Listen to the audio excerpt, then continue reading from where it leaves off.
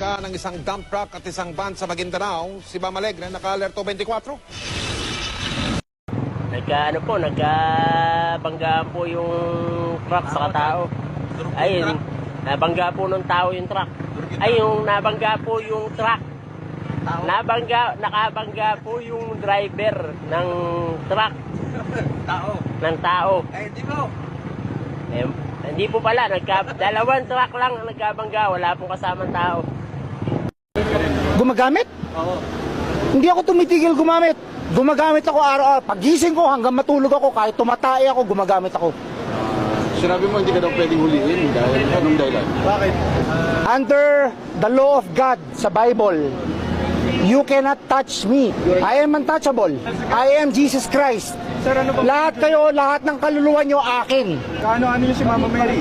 Nanay ko. Depende po yan, sir eh. Hindi ko rin po iba-iba po, sir. Kasi madalas din silang mag-away. Lagi silang nagkukuha ng divorce din. Divorce? Yes, divorce.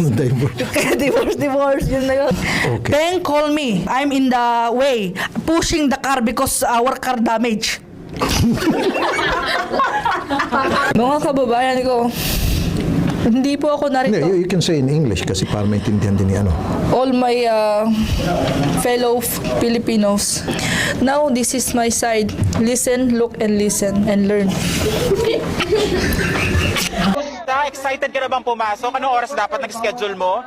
9, So bakit nandito ka na ganyan kaaga? Anong oras ka pumunta dito? 6. 6 o'clock. So anong nararamdaman mo na mag-face-to-face classes na? Wala. Masaya ka ba? Opo.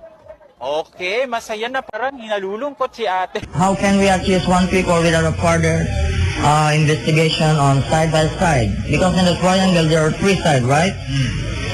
And on the 4th side there are 4 sides. How many degrees is the 3 side? How many? 36 degrees. Ngunit ayon sa gwardiya, nagpapalusot lang daw ito. We cannot accuse of one people without sabi.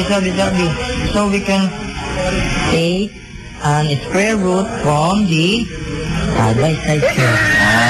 Hinala ng mga pulis, gumagamit ang suspect ng ipinagbabawal na gamot at maaaring naapektuhan na ang kanyang utak. Drugs. Yes, of course. I buy from the mercury drugs.